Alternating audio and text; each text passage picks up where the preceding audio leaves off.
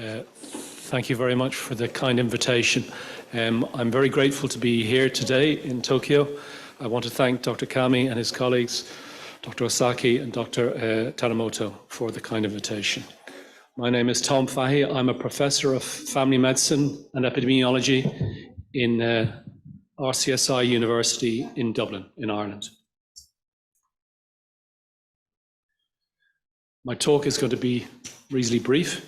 I'll give you a little bit more background about myself, and then I'm going to talk about medicines management and safety, a program of work we've been doing for the last 12 years. So I'm a medical doctor who trained in family medicine, general internal medicine, but I also trained in the UK for many years. I worked in public health and epidemiology in Oxford. I then moved to the University of Bristol, where I was a senior lecturer, and lastly, to the University of Dundee, where I was professor of primary care medicine. I came back to Ireland in 2006. So these are my research groups. So all the data and the information I'm sharing with you today, I want to acknowledge my colleagues back in Ireland. We were the nationally funded organisation for primary care family medicine since 2008.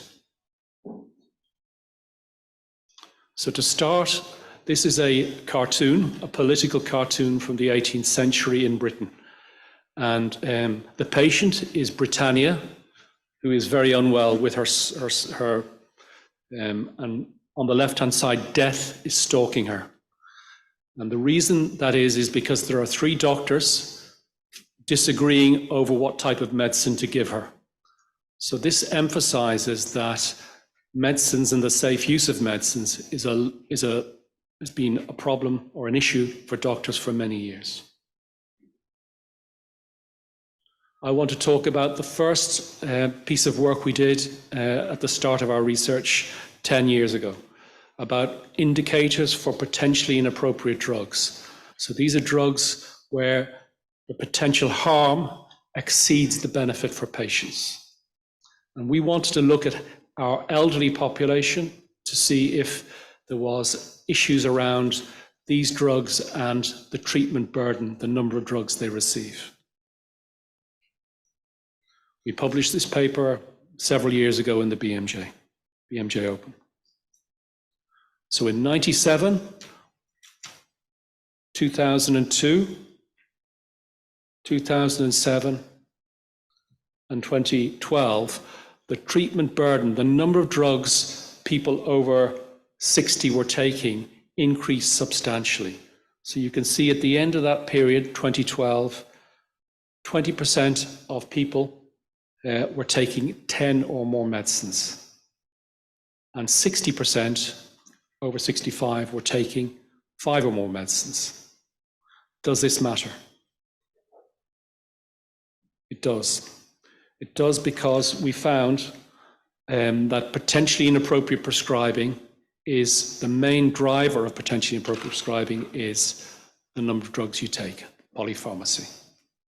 So we wanted to then look at the consequences of being on these potentially inappropriate drugs. And we used a large cohort, a representative cohort in Ireland called TILDA, the Longitudinal of Aging, an elderly group of patients who were followed up over the last 15 years. And again, we published this in the BMJ Open, but we were looking at the health outcomes for these people. We found that if you were on potentially inappropriate medicines, your risk of being an emergency patient increased. Similarly, if you were not being given an appropriate drug, your risk of emergency attendance also increased. Also, your risk of attending a family physician in the community like me also increased for both potentially inappropriate drugs and potentially omitted drugs. And then lastly, we found that people on potentially inappropriate drugs had significantly increased functional decline, their activities of daily living. So we found that these index of harm are meaningful in terms of healthcare utilization and patients' experience. We then looked in a separate study at the consequences of the adverse drug events in patients.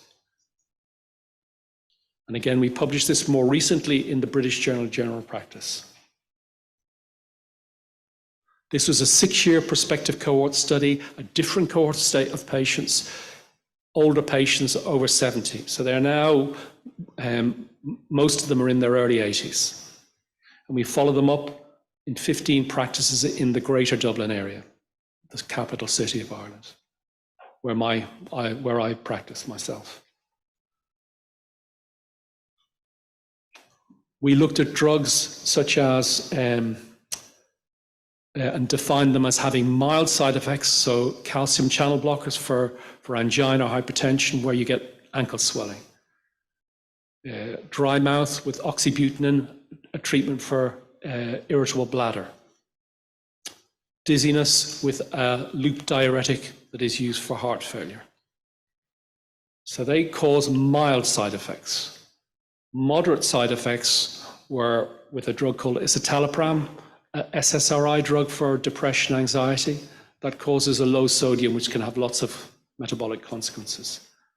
Olanzapine, it's a major tranquilizer for mental health problems, and can cause dystonic reaction, central nervous reaction.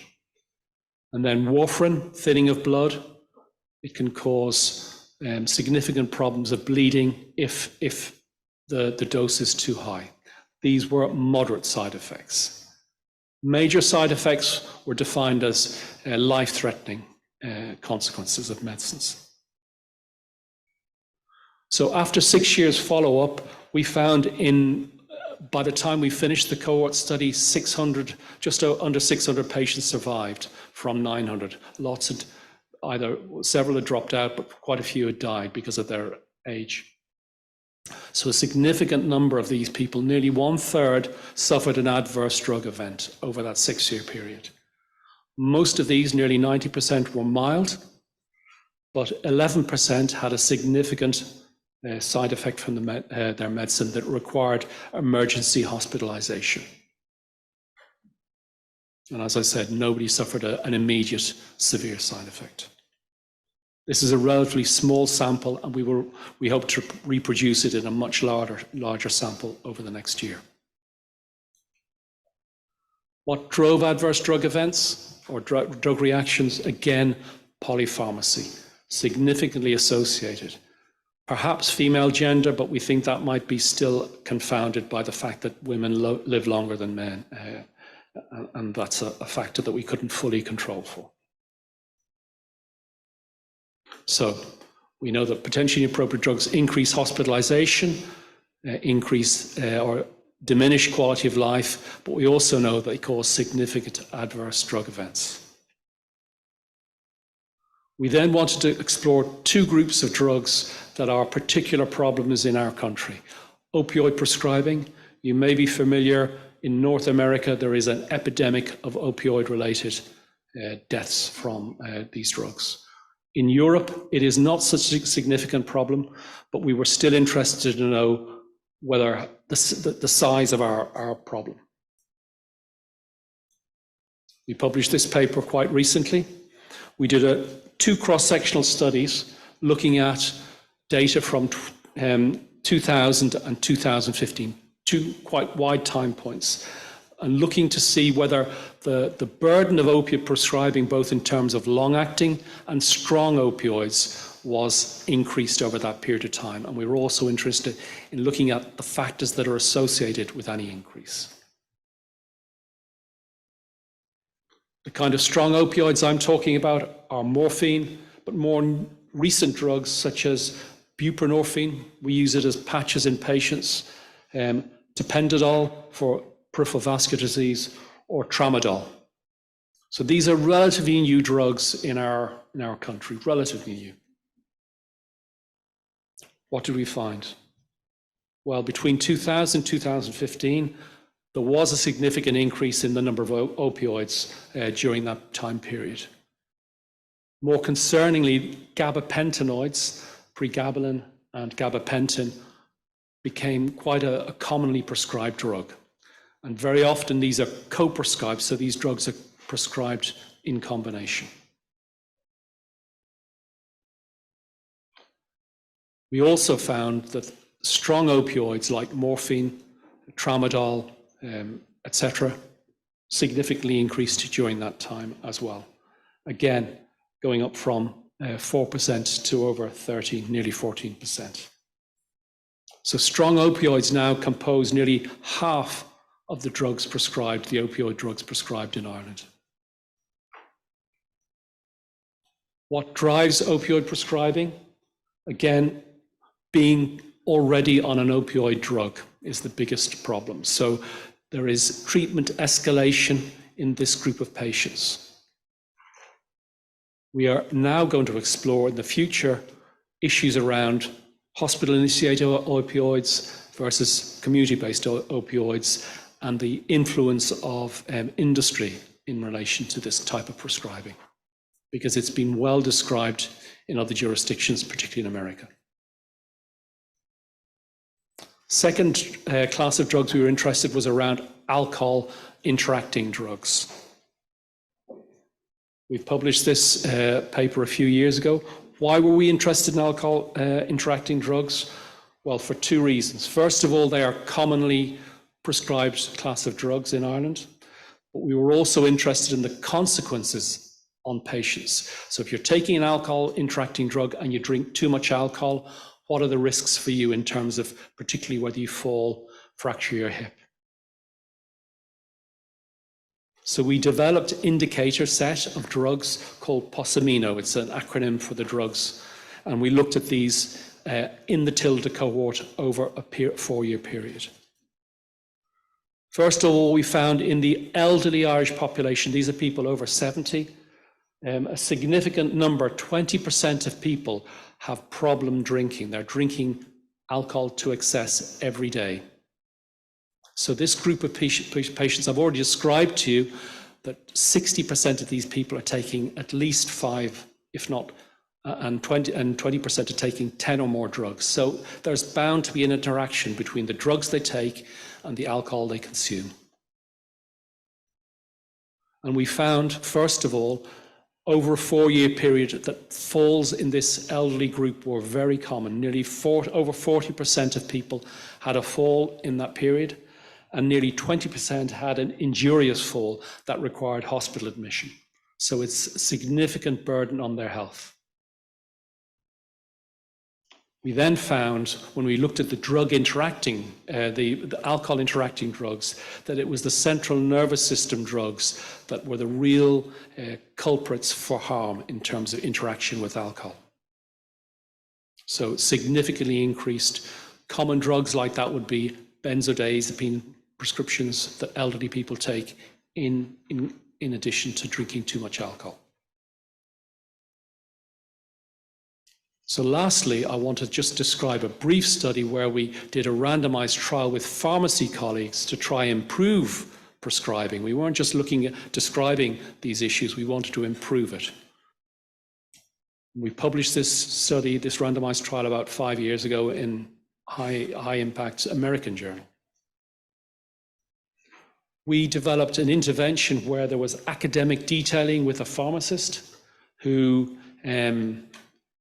helped the general practitioner through treatment algorithms to give people alternative drugs from a potentially inappropriate drug.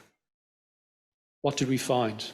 We found that we were able to reduce maximum dose proton pump inhibitors. These are drugs that you take for acid suppression. We were able, but not significantly, to reduce some prescribing, therapeutic duplication, and non-steroidal anti-inflammatory drugs. So overall, it had a big effect, but it was principally limited to PPIs, proton pump inhibitors. So drugs like benzodiazepines at the bottom, they are much more challenging drugs to reduce, titrate, and then stop in elderly patients because they have addictive properties. Okay, and these are the drugs, if you remember, that have big interactions with alcohol. So to conclude, medication burden amongst elderly patients in Ireland, like in Europe and probably like in Japan, is high. And as doctors, we have to be very careful about the risks and balances of prescribing. Polypharmacy, the number of drugs you're on, drives inappropriate prescribing, and we have to be particularly aware of opiate prescribing in elderly people and drugs that interact with alcohol. And we will continue to work with pharmacist colleagues to improve the safety of prescribing in our patient population. Thank you very much.